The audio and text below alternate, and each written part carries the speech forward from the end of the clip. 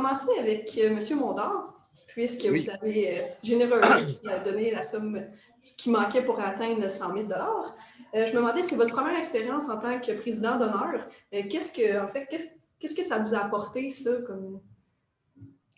Ben écoute, c'était, premièrement, j'étais bien content qu'il me passe le relais après les belles années que Hélène et monsieur ici, j'ai mon blanc, mon pharmacien de Berthierville, m'a passé le relais. Germain, excuse. Puis j'avais un petit blanc, Germain, excuse. Donc, c'était un honneur, premièrement. Puis j'ai bien aimé l'expérience, comme je mentionnais hier dans la conférence de presse. J'ai souvent été impliqué dans d'autres causes économiques, scolaires, sportives. C'est la première fois que j'allais dans le communautaire. Donc, j'ai fait des belles rencontres. Je suis content de pouvoir m'avoir inséré dans ce côté-là. Ça fait une belle expérience, puis je suis surtout content du résultat que ça a donné, vu l'objectif qu'on puisse la doubler dans cette période un peu spéciale qu'on a en 2020. Fait que j'ai été ça m'a fait chaud au cœur, puis j'ai été très, très ébloui parce que les gens aient participé comme ça. Donc, peut-être qu'il y aura d'autres implications dans d'autres organismes ou dans le même organisme. Merci. Sinon, pour M. Fortier, c'est votre première campagne. Il me semble que vous êtes là depuis janvier, si je ne me trompe pas. Je me souviens bien. Donc, vous avez pu découvrir un peu justement l'organisation de la CABA. Donc, quand avez-vous pensé? En fait, pour nous, la CABA, c'est un peu comme le reflet de ce qu'on est comme entreprise. Tu sais, M. Desjardins, en 1900, il a bâti un genre d'organisme pour venir en aide aux plus démunis. Et on va commencer ça, notre histoire, de cette façon-là. Tu sais, c'est les Canadiens français qui ne sont pas capables d'arriver avec l'achat d'une maison ou d'un lopin de terre. Et puis, M. Desjardins, pour lui, c'est inadmissible. Ça fait que décide, avec cette misère du monde-là, de voir à mettre en place un modèle d'entraide. Il choisit la coopérative et puis, à partir de là, on connaît la suite de l'histoire. C'est une très belle histoire. Ça fait que nous, lorsqu'on se retrouve en 2020, c'est sûr et certain qu'étant donné qu'on a ce modèle social-là qui nous dessine depuis nos origines, ça devient un peu notre raison d'être pour la suite des choses. C'est-à-dire que c'est important pour nous, dans notre modèle coopératif, d'ordonner à la population.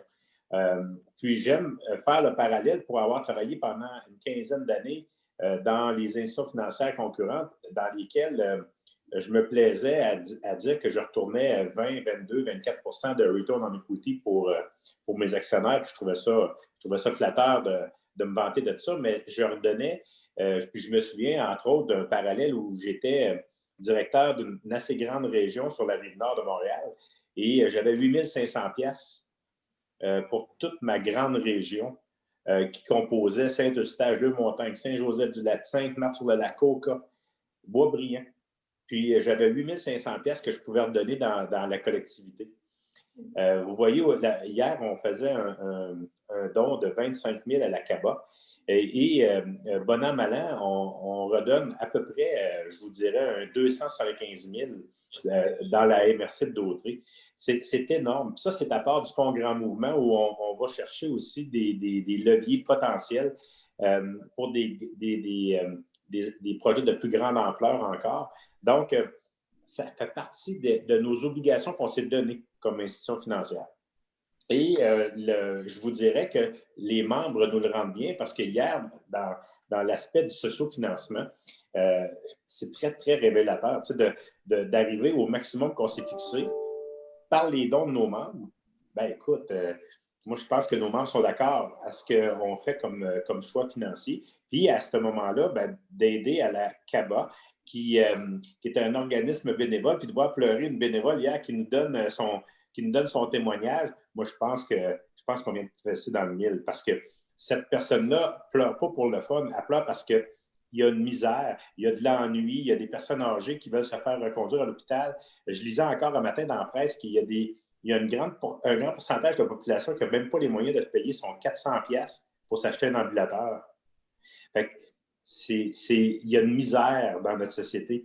Puis on est choyé comme institution financière, puis comme gens du milieu qui viennent s'impliquer avec nous, puis qu'on fait front commun, ben je pense qu'on est capable de faire une petite différence. Alors, c'est pour ça que moi, j'arrive effectivement nouveau, mais un organisme, pour moi, comme la CABA, ça va de pair qu'on ne peut pas la laisser de côté. On doit s'assurer qu'elle va continuer à faire le bien qu'elle fait dans la société.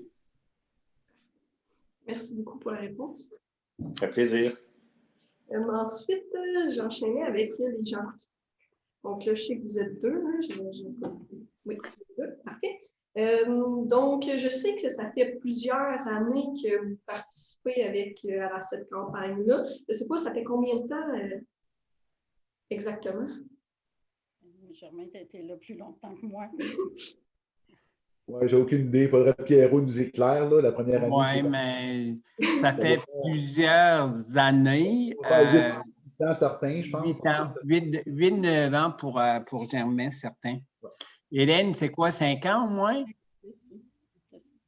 5 Oui. Certains. OK. Ben, c'est ça, ça faisait longtemps. Je pense qu'on n'avait pas vu les partenaires donnés.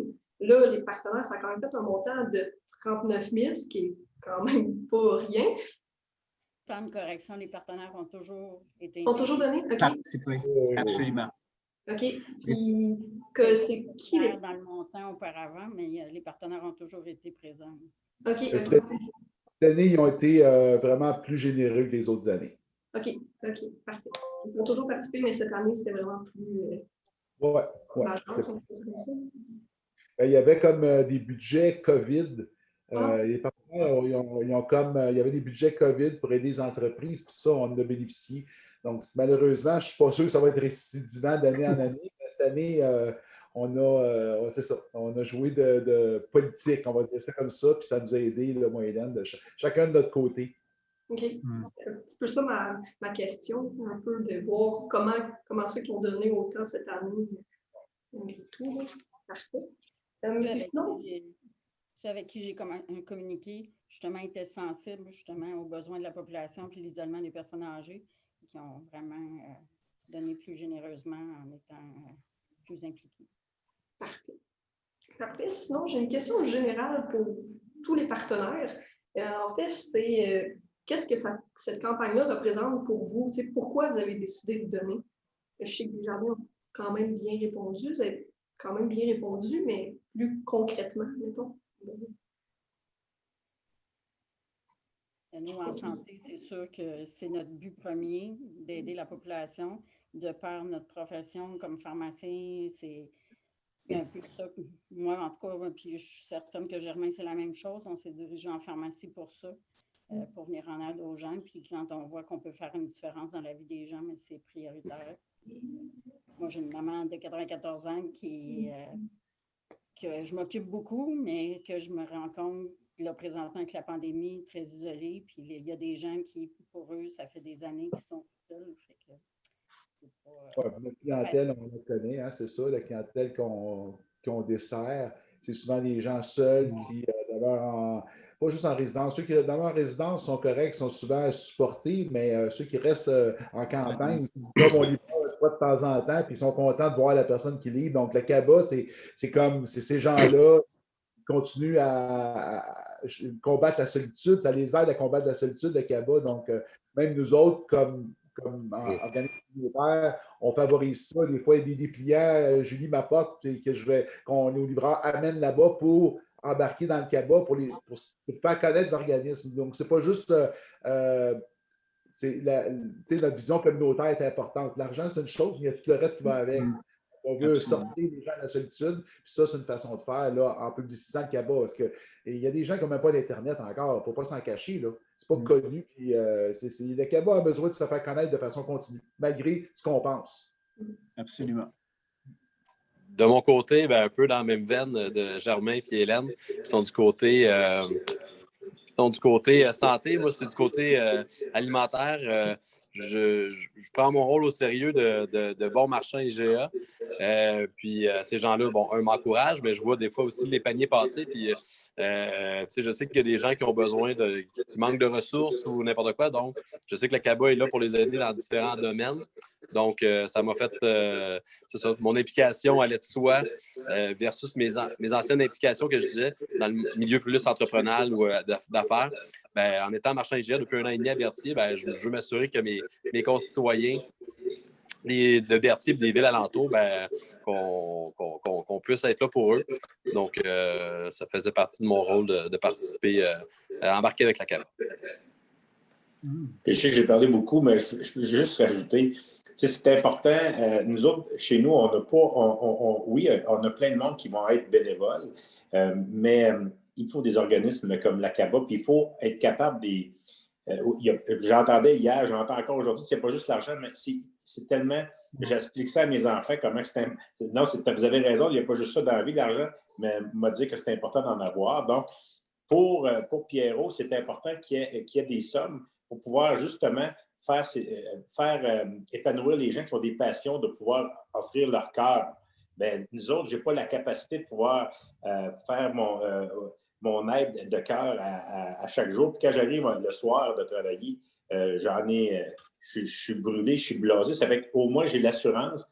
Quand on réussit à redonner à des organismes comme celle du CABA, on a au moins l'assurance qu'il y a vraiment des actes de bienfaisance qui se font dans notre milieu. C'est rassurant. C'est ce que je voulais dire. C'est pour ça qu'on se fait vraiment un devoir d'être très, très attentif à leurs besoins. C'est bon. Parfait. Oui, c'est excellent, effectivement. Puis, les autres questions sont pour M. Lapierre. Absolument. Donc, savez-vous déjà à quoi va servir cette somme-là? Je sais que c'est pour les services. Est-ce que vous avez plus de précision concrètement? Ça va être pour quel service? Mais plus de précision, c'est sûr que, comme j'ai mentionné hier, ça va vraiment nous aider à poursuivre. Ça va nous aider surtout à développer des nouveaux projets parce qu'on a beaucoup parlé de santé physique des personnes. Oui, il y a une santé physique, il faut prendre soin de la santé physique, mais il faut énormément aussi s'attarder sur la santé mentale. Madame Jeannette a fait une mention hier. Moi, quand j'ai décidé de déconfiner les bénévoles âgés de 70 ans et plus au mois d'août, avec tout un plan, là, ça n'a pas été fait à peu près, je leur faisais des cadeaux. Ils ont besoin de sortir, ils ont besoin de vivre, ils ont besoin de voir du monde. La santé mentale en prend tout un coup. Nous, on en est conscients. Les gens nous interpellent dans la rue. Ils ont besoin de venir au CABA, ils ont besoin des dîners communautaires, ils ont besoin de faire des exercices, ils ont besoin de se parler. La preuve en était hier, j'ai été estomaqué quand j'ai vu les bénévoles et les usagers à la conférence de presse, ils ont besoin de nous voir. On a besoin de les voir, mais ils ont besoin aussi de se voir entre eux, de se parler. Puis, c'est sûr que nous, on veut développer des nouveaux projets parce que le virtuel a ses limites. Mais de plus en plus, on fait beaucoup d'éducation au niveau du virtuel. Julie et Christian ont formé énormément d'aînés. Puis de plus en plus, on a la preuve hier, on avait beaucoup d'aînés à notre conférence de presse. Donc, on va développer, on va poursuivre des services essentiels. Des services essentiels, la popote roulante, les transports médicaux. Les gens ont besoin d'aller à la pharmacie. Les gens ont besoin de se nourrir. Il y a des gens qui ne peuvent pas aller tout seuls à l'épicerie. Donc, les bénévoles les accompagnent. Puis, les bénévoles ont besoin aussi de sortir. Ça, c'est primordial en ce contexte COVID. Merci beaucoup. Donc, ça fait pas mal le tour de mes questions. Je ne sais pas si vous vouliez rajouter quelque chose. Je m'adresse à tous. Je ne sais pas si quelqu'un voulait rajouter quelque chose que je n'avais pas parlé. Oui. Bien, moi, ce que je vais rajouter, je veux surtout rajouter que c'est très gratifiant de se voir supporté par une telle équipe, qui est M. Mondor, M. Fortier, Mme Hélène et M. Germain. C'est vraiment gratifiant pour les employés. Moi, les employés m'ont dit cette semaine, « Hey, les gens, ils apprécient ce qu'on fait. » Les gens apprécient ce qu'on fait, puis de vous voir tous nous supporter, mais nous, ça nous fait du bien. Donc, je sais qu'on dit merci, on radote, mais merci de nous supporter autant. Là. On sent vraiment un support. Oui, OK, les sous, c'est important, mais le support et la gratification aussi, on en a besoin, surtout dans le contexte. C'est ce que j'avais à ajouter. Parfait, oui, merci à tous effectivement de contribuer et d'avoir pris du temps pour me parler aujourd'hui.